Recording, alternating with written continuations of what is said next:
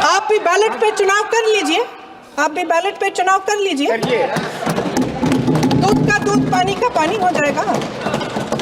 कि भारत का संविधान संघ का विधान नहीं है, कि सरकार सिर्फ अडानी जी के मुनाफे के लिए चल रही है। आपकी जिम्मेदारी क्या है? कि सारी जिम्मेदारी जवाहरलाल नेहरू की है। आज का राजा, भेष तो बदलते हैं आज के राजा, शौक तो है उनको भेष बदलने का, लेकिन ना जनता के बीच जाने की हिम्मत है और ना आलोचना सुनने की। आप हंस रहे हैं, लेकिन ये गंभीर बात है। और क्या गंभीर बात। शर्म करो, शर्म। आप राजनीतिक न्याय की बात करते हैं, सरकारों को पैसों के बल पर गिरा देते हैं। अगर लोकसभा में ये नतीजे नहीं आए होते तो ये संविधान बदलने का काम भी शुरू कर लेते हैं। सच्चाई ये है अध्यक्ष महोदय कि आज संविधान बार बार इसलिए कह रहे हैं क्योंकि इस चुनाव में इनको पता चल गया कि इस देश की जनता ही इस संविधान को सुरक्षित रखेगी। जो आप नारी शक्ति का अधिनियम लाए हैं उसको लागू क्यों नहीं करते? वो 10 साल बाद लागू क्यों होगा? क्या आज की नारी 10 साल इंतजार करेगी उसके लागू करने के लिए? क्या बात है। सत्ता पक्ष के साथी आज खड़े हुए और तमाम गिनती करने लग गए कि ऐसा हुआ वैसा हुआ 1975 में जो हुआ। तो सीख लीजिए ना, आप भी सीख लीजिए, आप भी अपनी गलतियों के लिए माफी मांग लीजिए। आप राजनीतिक न्याय की बात करते हैं, सरकारों को पैसों के बल पर गिरा देते हैं। सत्ता पक्ष के हमारे साथी ने एक उदाहरण दिया उत्तर प्रदेश की सरकार का, तो मैं भी एक उदाहरण दे देती हूँ महाराष्ट्र की सरकार का, मैं भी एक उदाहरण दे देती हूँ हिमाचल की सरकार को तोड़ने की कोशिश किसने की? पैसों के बल पे की गोवा की सरकार। तमाम उदाहरण है राजस्थान की। क्या ये सरकारें जनता ने नहीं चुनी थी? क्या संविधान इन पर लागू नहीं था? जहां खुला विवाद होता था, अभिव्यक्ति का सुरक्षा कवच होता था, इन्होंने भय का माहौल पैदा किया है। सत्ता पक्ष के मेरे साथी अक्सर 75 सालों की बात करते हैं, लेकिन इन 75 सालों में ये उम्मीद, आशा, ये अभिव्यक्ति की ज्योति कभी थमी नहीं, कभी बुझी नहीं। इस देश की जनता ने खुलकर आलोचना की, निडर होकर धरने किए, प्रदर्शन किए। जब जब जनता नाराज हुई तब तब सत्ता को ललकारा, उसे चेतावनी दी, बड़े से बड़े नेताओं को कटघरे में खड़ा किया, उनसे जवाब मांगा, न्याय मांगा। इस देश के छोटे छोटे से नुक्कड़ की दुकानों में, चाय की दुकानों में, इस देश के घरों में, गलियों में, मोहल्लों में, अखबारों में, प्रकाशन घरों में, न्यायपालिकाओं में चर्चा कभी बंद नहीं हुई। लेकिन आज ये माहौल नहीं है। आज जनता को सच बोलने से डराया जाता है, धमकाया जाता है। पत्रकार हो या विपक्ष का नेता हो या किसी यूनिवर्सिटी का प्रोफेसर हो, छात्र संघ हो या कर्मचारियों का संगठन हो, सबका मुंह बंद कराया जाता है। किसी पे ईडी, किसी पे सीबीआई, किसी पे इनकम टैक्स, फर्जी मुकदमे लगवाए जाते हैं, जेल में डाल दिया जाता है, विपक्षी नेताओं को जेल में डाल दिया जाता है, उनको सताया जाता है। ये प्रकृति का नियम है। आज इनकी भी यही हालत हो गई है। भय फैलाने के इतने आदी हो गए हैं कि खुद भय में रहने वाले हैं, चर्चा से डरते हैं, आलोचना से घबराते हैं। कई दिनों से हम मांग रहे हैं कि चर्चा करिए, लेकिन चर्चा करने की हिम्मत ही नहीं है। महोदय, मैं तो सदन में नहीं हूं।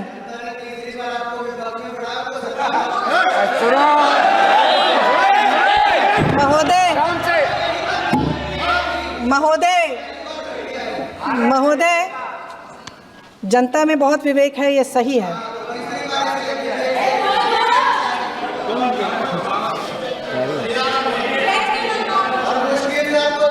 अच्छा महोदय, मैं सदन में नहीं हूँ, मैं सदन में नहीं हूँ कुछ। हाँ ठीक है, मैं सदन में नहीं हूँ, मात्र 15 दिनों से आ रही हूँ, लेकिन मुझे ताज्जुब होता है कि इन 15 दिनों में इतनी बड़े बड़े इश्यूज़ हैं, इतनी बड़ी बड़ी बातें हैं, प्रधानमंत्री जी मात्र एक दिन के लिए, शायद 10 मिनट के लिए दिखे हैं सदन। जहाँ खुला विवाद होता था, अभिव्यक्ति का सुरक्षा कवच होता था, इन्होंने भय का माहौल पैदा किया है। सत्ता पक्ष के मेरे साथी अक्सर 75 सालों की बात करते हैं, लेकिन इन 75 सालों में ये उम्मीद, आशा, ये अभिव्यक्ति की ज्योति कभी थमी नहीं, कभी बुझी नहीं। इस देश की जनता ने खुलकर आलोचना की, निडर होकर धरने किए, प्रदर्शन किए। जब जब जनता नाराज हुई, तब तब सत्ता को ललकारा, उसे चेतावनी दी, बड़े से बड़े नेताओं को कटघरे में खड़ा किया, उनसे जवाब मांगा, न्याय मांगा। इस देश के छोटे छोटे से नुक्कड़ की दुकानों में, चाय की दुकानों में, इस देश के घरों में, गलियों में, मोहल्लों में, अखबारों में, प्रकाशन घरों में, न्यायपालिकाओं में चर्चा कभी बंद नहीं हुई। लेकिन आज ये माहौल नहीं है। आज जनता को सच बोलने से डराया जाता है, धमकाया जाता है। पत्रकार हो या विपक्ष का नेता हो या किसी यूनिवर्सिटी का प्रोफेसर हो, छात्र संघ हो या कर्मचारियों का संगठन हो, सबका मुंह बंद कराया जाता है। किसी पे ईडी, किसी पे सीबीआई, किसी पे इनकम टैक्स, फर्जी मुकदमे लगवाए जाते हैं, जेल में डाल दिया जाता है, विपक्षी नेताओं को जेल में डाल दिया जाता है, उनको सताया जाता है। कि ऐसा डर का माहौल देश में अंग्रेजों के राज में था। जब इस तरफ बैठे हुए गांधी की विचारधारा वाले लोग आज़ादी की लड़ाई लड़ रहे थे और उस तरफ वाली विचारधारा वाले लोग भय में रहकर अंग्रेजों के साथ साठगांठ कर रहे थे। लेकिन अध्यक्ष महोदय, भय का भी अपना स्वभाव होता है। भय फैलाने वाले हमेशा भय का खुद शिकार बन जाते हैं। श्रीमती प्रियंका गांधी वाड्रा।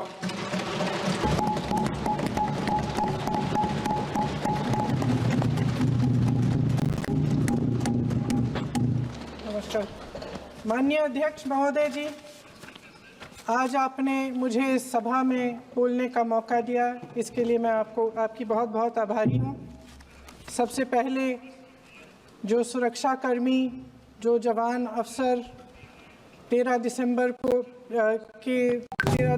को संसद की सुरक्षा के लिए शहीद हुए, उनके प्रति मैं श्रद्धांजलि व्यक्त करना चाहती हूँ। महोदय, हजारों साल पुरानी हमारी देश की, धर्म की एक पुरानी परंपरा रही है। ये परंपरा संवाद, चर्चा की रही है। एक गौरवशाली परंपरा है जो दर्शन ग्रंथों में, वेदों में, उपनिषदों में दिखती है। वाद विवाद और संवाद की हमारी पुरानी संस्कृति है।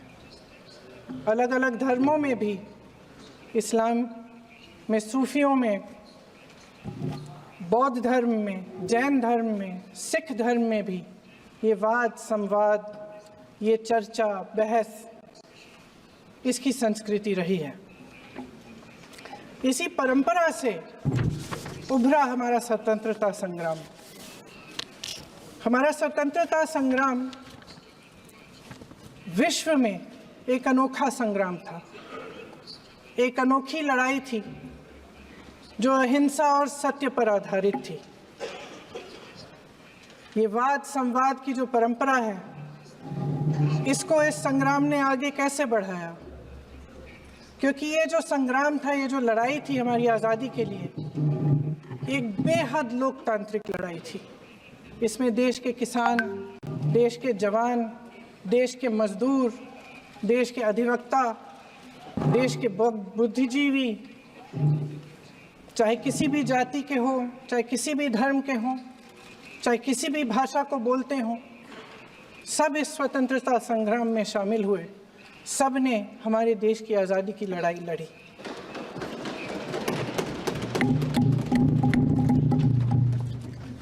और उसी आज़ादी की लड़ाई से एक आवाज़ उभरी जो हमारी देश की आवाज़ थी। वो आवाज़ ही आज हमारा संविधान है। साहस की आवाज़ थी, हमारी आज़ादी की आवाज़ थी, और उसी की गूंज ने हमारे संविधान को लिखा और बनाया। ये सिर्फ एक दस्तावेज नहीं है। बाबा साहेब अम्बेडकर, मौलाना आज़ाद जी, राजगोपालाचारी जी और जवाहरलाल नेहरू जी और उस समय के तमाम नेता, जैसे आपने कहा, इस संविधान को बनाने की जो कार्य में सालों के लिए जुटे रहे। हमारा संविधान इंसाफ, उम्मीद, अभिव्यक्ति और आकांक्षा की वो जोत है जो हर हिंदुस्तानी के दिल में जलती है। अध्यक्ष महोदय, इस जोत ने हर एक भारतीय को ये पहचानने की शक्ति दी कि उसे न्याय मिलने का अधिकार है, कि उसमें अपने अधिकारों के लिए आवाज़ उठाने की क्षमता, सामने झुकना पड़ेगा तो सत्ता को उसके सामने झुकना पड़ेगा। इस संविधान ने हर एक देशवासी को ये अधिकार दिया कि वो सरकार बना भी सकता है और सरकार बदल भी सकता है। ये जोत जो हर हिंदुस्तानी के दिल में जलती है, उसने हर हिंदुस्तानी को ये विश्वास दिया कि देश की संपत्ति में, देश की दौलत में, संसाधनों में उसका भी हिस्सा है, कि उसे एक सुरक्षित भविष्य की उम्मीद का अधिकार है, कि देश बनाने में भी उसकी भागीदारी है। उम्मीद और आशा की ये जोत मैंने देश के कोने कोने में खुद देखी है। उन्नाव में मैं एक रेप पीड़िता के घर गई, उसे जलाकर मार डाला था। वो शायद 20-21 साल की होगी। हम सब के बच्चे हैं। हम सोच सकते हैं कि अगर हमारी बेटी के साथ बार बार बलात्कार हुआ और फिर जब वो अपनी लड़ाई लड़ने के लिए गई तो उसको जलाकर मार डाला गया होता तो हम पर क्या बीतती। मैं उस बच्ची के पिता से मिली। उसके खेत जलाए गए थे, उसके भाइयों को पीटा गया था, उसके पिता को बाहर से, घर के बाहर घसीट कर मारा गया था। उस पिता ने मुझे बताया कि बेटी, मुझे न्याय चाहिए। मेरी बेटी अपने एफआईआर को दर्ज करने के लिए जब ज़िले में गई तो उसको मना किया गया। अगले ज़िले में जाना पड़ा उसे। वो रोज़ सुबह 6 बजे उठकर तैयार होकर अकेली अपने मुकदमे को लड़ने के लिए अगले ज़िले में ट्रेन से जाती थी। उसके पिता ने मुझे कहा कि मैंने उससे कहा, बेटी अकेले मत जाओ, छोड़ दो ये लड़ाई। लेकिन उसकी बेटी ने उसको जवाब दिया कि नहीं पिताजी, मैं अकेली जाऊंगी, मैं लड़ूंगी, ये मेरी लड़ाई है, मैं इसको लड़ूं।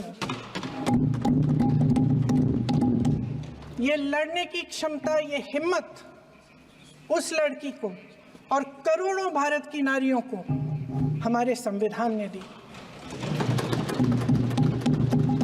आगरा में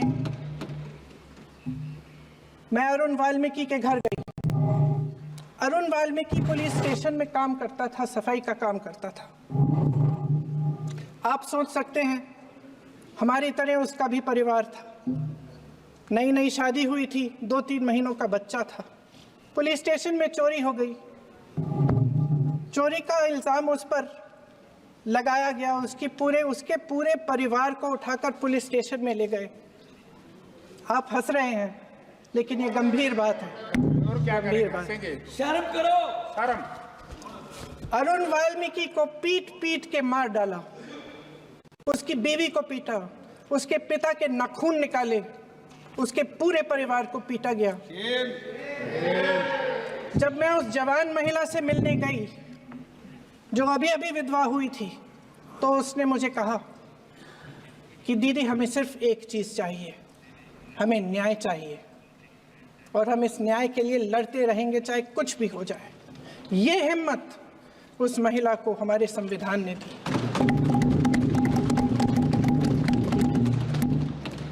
संभल के कुछ लोग आए थे हमसे मिलने जो मृतकों के परिवार के सदस्य थे। उसमें 2 बच्चे थे, अदनान और उजैर। आप सुनिए। उसमें 2 बच्चे थे, अदनान और उजैर। एक बच्चा मेरे बच्चे की उम्र का है, दूसरा उससे छोटा 17 साल का है। दर्जी के बेटे थे।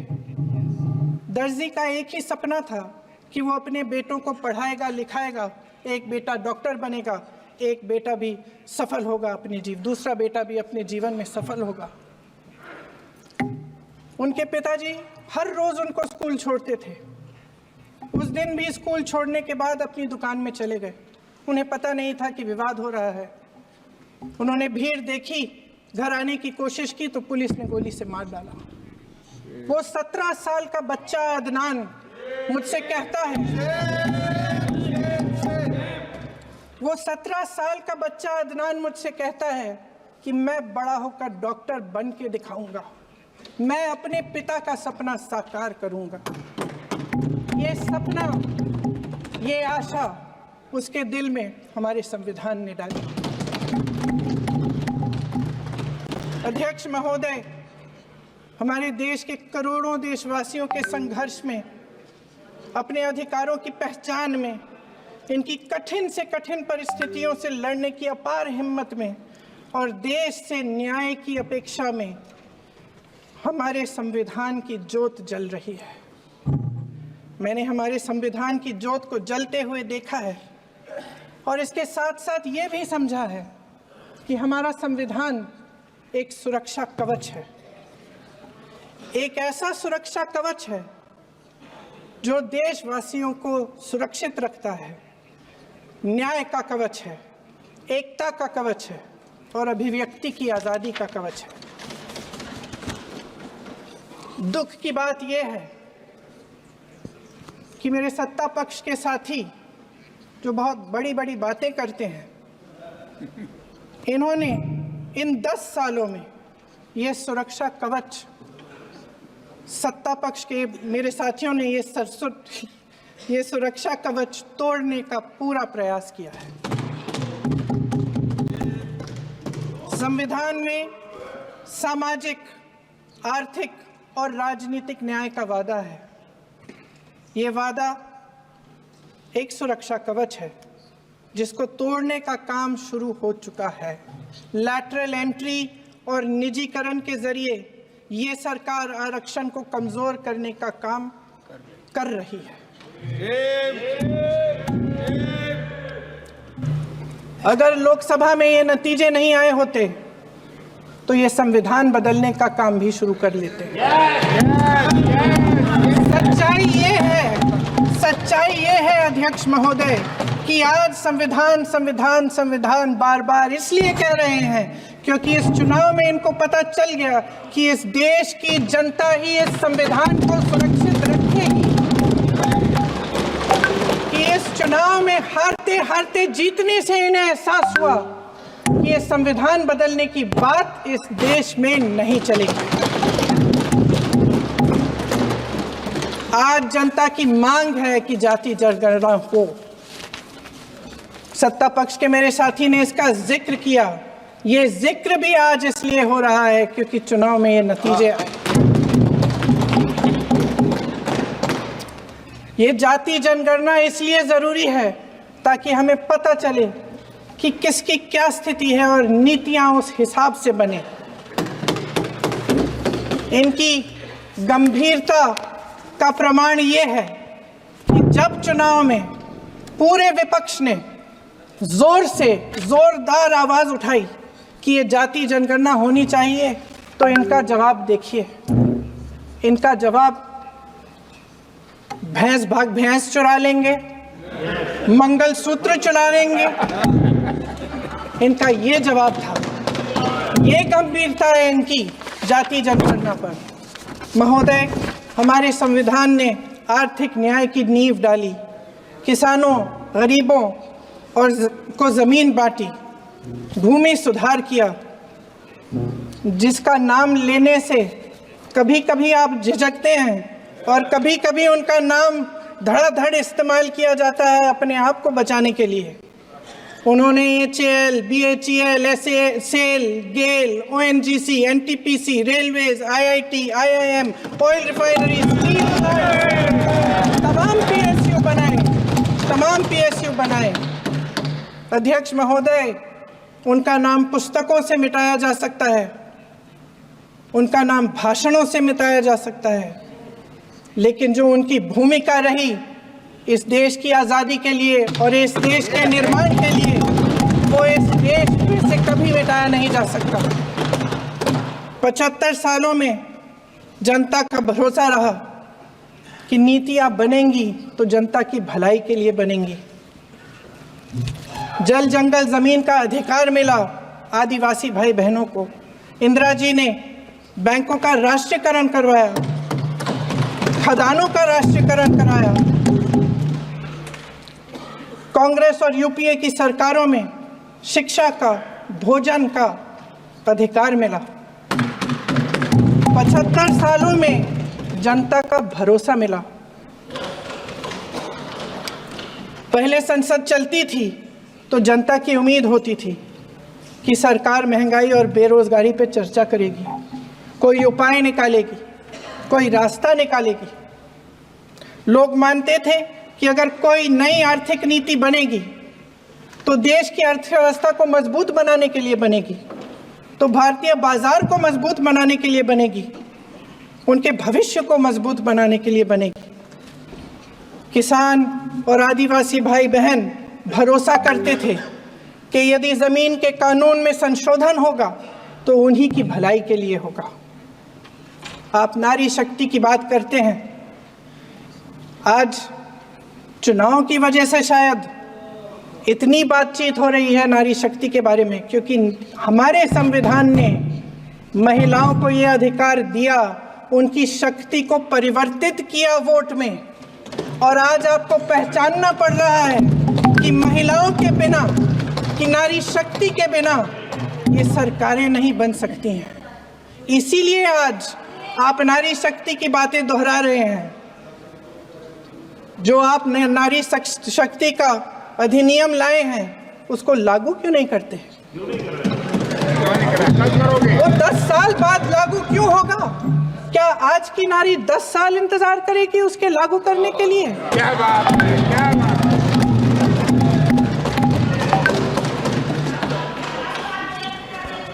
आज संसद में बैठे हुए सत्ता पक्ष के मेरे साथी ज़्यादा से ज़्यादा अतीत की बातें करते हैं।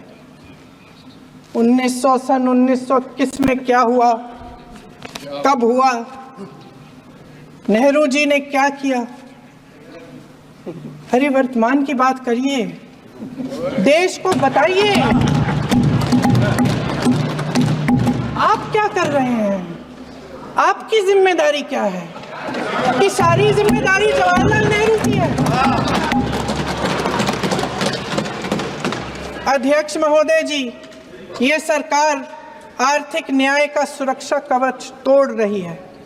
आज संसद में बैठी ये सरकार बेरोजगारी और महंगाई से जूझ रही हमारी जनता को क्या राहत दे रही है। कृषि के कानून भी बड़े बड़े उद्योगपतियों के लिए बन रहे हैं। सही MSP को छोड़िए, DAP तक नहीं मिल रहा है।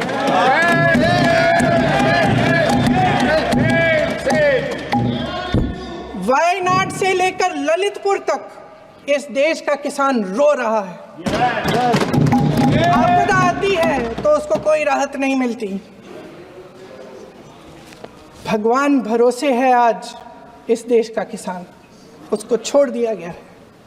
आज हिमाचल में देखिए, जितने भी कानून बने हैं वो सब बड़े बड़े उद्योगपतियों के लिए बन रहे हैं। हिमाचल में जो सेब उगता था, उसके जो छोटे छोटे किसान हैं वह रो रहे हैं, क्योंकि एक व्यक्ति के लिए सब कुछ बदला जा रहा है। सुनने की हिम्मत रखो। मैं अध्यक्ष महोदय जी, अध्यक्ष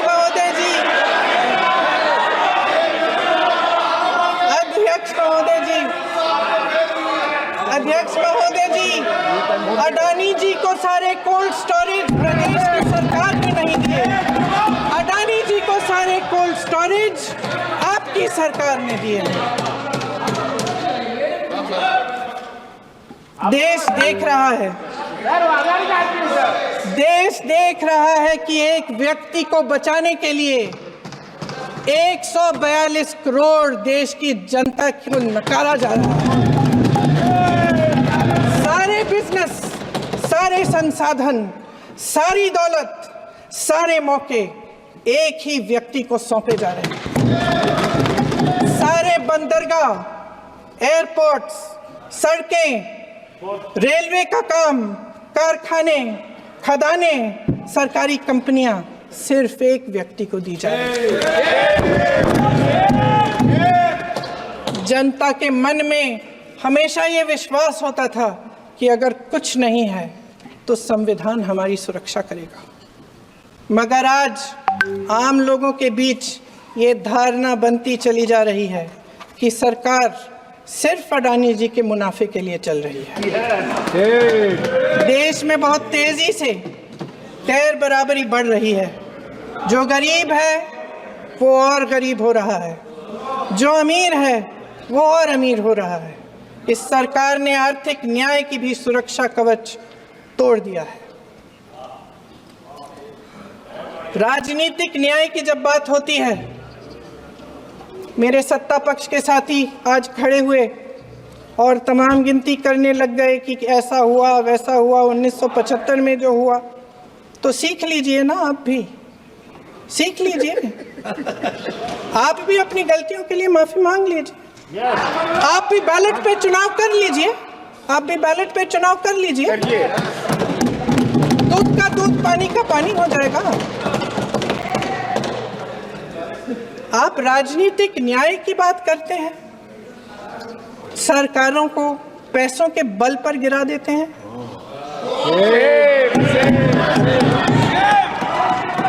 मेरा आग्रह है कि अपन संविधान में सकारात्मक बोले।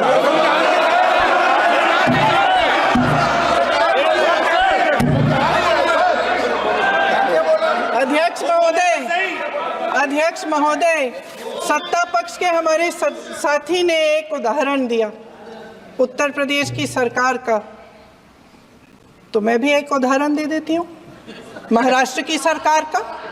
मैं भी एक उदाहरण दे देती हूँ हिमाचल की सरकार को तोड़ने की कोशिश किसने की, पैसों के बल पे की, गोवा की सरकार। तमाम उदाहरण राजस्थान की। क्या ये सरकारें जनता ने नहीं चुनी थी? क्या संविधान इन पर लागू नहीं था? पूरी देश की जनता जानती है कि इनका हंसती है, जानती है कि इनके यहाँ तो वॉशिंग मशीन है।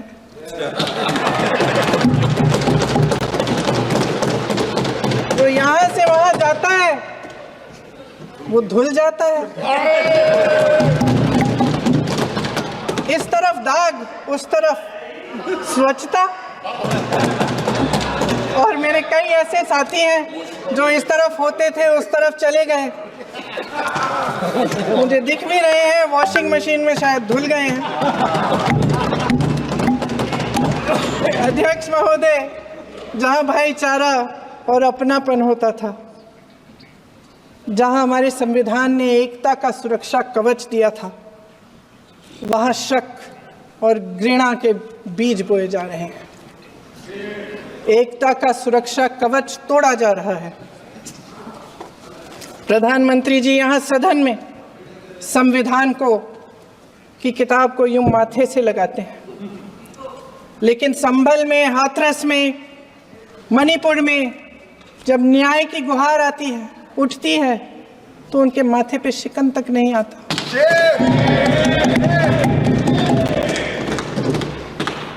शायद समझ नहीं पाए हैं कि भारत का संविधान संघ का विधान नहीं है।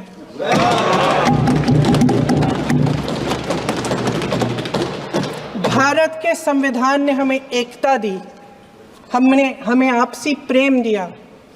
उस मोहब्बत की दुकान जिस पर आपको हंसी आती है, उसके साथ करोड़ों देशवासी चले। करोड़ों देशवासियों के दिल में एक दूसरे के लिए प्रेम है, घृणा नहीं है।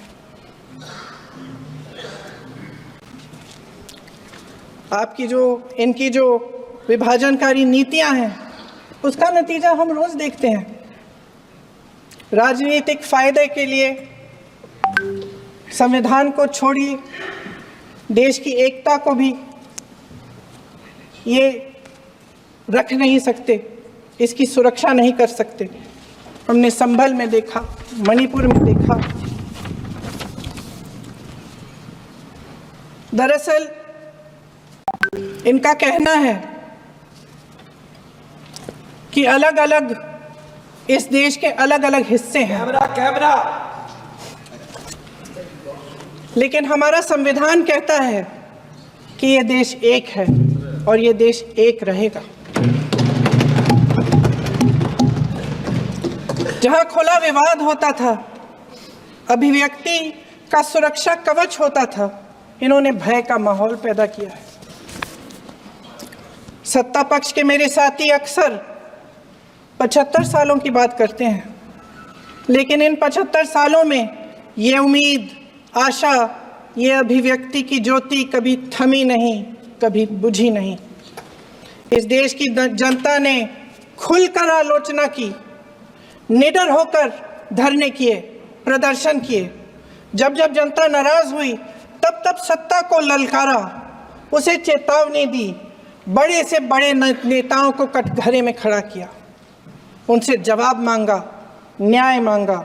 इस देश के छोटे छोटे से नुक्कड़ की दुकानों में, चाय की दुकानों में, इस देश के घरों में, गलियों में, मोहल्लों में, अखबारों में, प्रकाशन घरों में, न्यायपालिकाओं में चर्चा कभी बंद नहीं हुई। लेकिन आज ये माहौल नहीं है। आज जनता को सच बोलने से डराया जाता है, धमकाया जाता है। पत्रकार हो या विपक्ष का नेता हो या किसी यूनिवर्सिटी का प्रोफेसर हो, छात्र संघ हो या कर्मचारियों का संगठन हो, सबका मुंह बंद कराया जाता है। किसी पे ईडी, किसी पे सीबीआई, किसी पे इनकम टैक्स, फर्जी मुकदमे लगवाए जाते हैं, जेल में डाल दिया जाता है। विपक्षी नेताओं को जेल में डाल दिया जाता है, उनको सताया जाता है। किसी को नहीं छोड़ा इस सरकार ने। देशद्रोही कह के उत्तर प्रदेश में मुझे याद है कुछ अध्यापिकाएं प्रदर्शन कर रही थी, उन पर मुकदमा डाल दिया देशद्रोही का, उन्हें देशद्रोही कह दिया। इन्होंने देश का पूरा माहौल भय से भर दिया है। इनकी मीडिया की मशीन झूठ फैलाती है, तरह तरह के आरोप लगाती है, और शायद वह भी भय में ही है।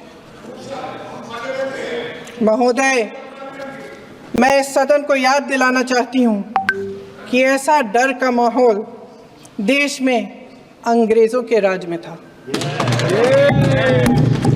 जब इस तरफ बैठे हुए गांधी की विचारधारा वाले लोग आज़ादी की लड़ाई लड़ रहे थे और उस तरफ वाली विचारधारा वाले लोग भय में रहकर अंग्रेजों के साथ साठ-गांठ कर रहे थे। लेकिन अध्यक्ष महोदय, भय का भी अपना स्वभाव होता है। भय फैलाने वाले हमेशा भय का खुद शिकार बन जाते हैं। ये प्रकृति का नियम है। आज इनकी भी यही हालत हो गई है। भय फैलाने के इतने आदी हो गए हैं कि खुद भय में रहने वाले हैं, चर्चा से डरते हैं, आलोचना से घबराते हैं। कई दिनों से हम मांग रहे हैं कि चर्चा करिए, लेकिन चर्चा करने की हिम्मत ही नहीं है।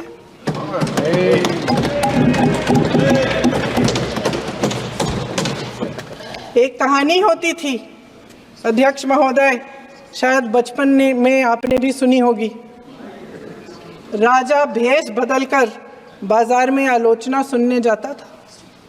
ये सुनने जाता था कि प्रजा मेरे बारे में क्या कह रही है, मैं सही रास्ते पे चल रहा हूं कि नहीं। लेकिन आज का राजा, भेष तो बदलते हैं आज के राजा, शौक तो है उनको भेष बदलने का, लेकिन ना जनता के बीच जाने की हिम्मत है और ना आलोचना सुनने की। महोदय, मैं तो सदन में नहीं हूं।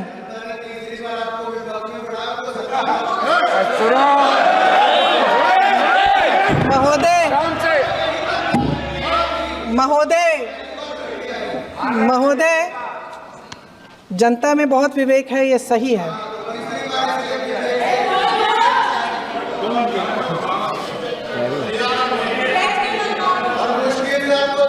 अच्छा महोदय, मैं सदन में नहीं हूँ,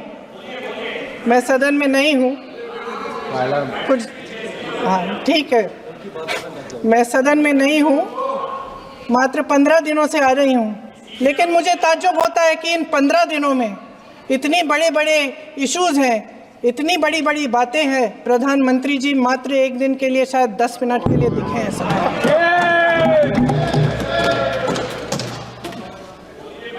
बात यह है अध्यक्ष महोदय जी कि ये देश भय से नहीं, साहस और संघर्ष से बना है। इसको बनाने वाले देश के किसान, जवान, देश के करोड़ों मजदूर और गरीब जनता है। संविधान इनको साहस देता है। मेहनती मिडिल क्लास है और इस देश के जो करोड़ों देशवासी हैं, जो रोजाना भयंकर परिस्थितियों का सामना करते हैं, उनको साहस देता है। वायनाड में जो आपदा आई, उसमें एक छोटा लड़का था 17 साल का। 6 घंटों के लिए उसने अपनी माँ को बचाने की कोशिश की। 6 घंटों के लिए आप सोच सकते हैं कि अगर नदी की धारा बह रही है, नाराज है, आप अपनी माँ को पकड़े हो, 6 घंटों के लिए पकड़े रखते हो कि मेरी माँ बच जाएगी, और अंत में वो माँ भी बह जाती है। उस लड़के का साहस, उन महिलाओं का साहस जो पीड़ित हैं लेकिन फिर भी अपनी लड़ाई लड़ रहे हैं, उन संभल के बच्चों का साहस जिनके पिताजी अभी गुजर गए, लेकिन फिर भी उनके सपनों को साकार करने की हिम्मत है, उनका साहस है। उस साहस से संविधान ने दिया है।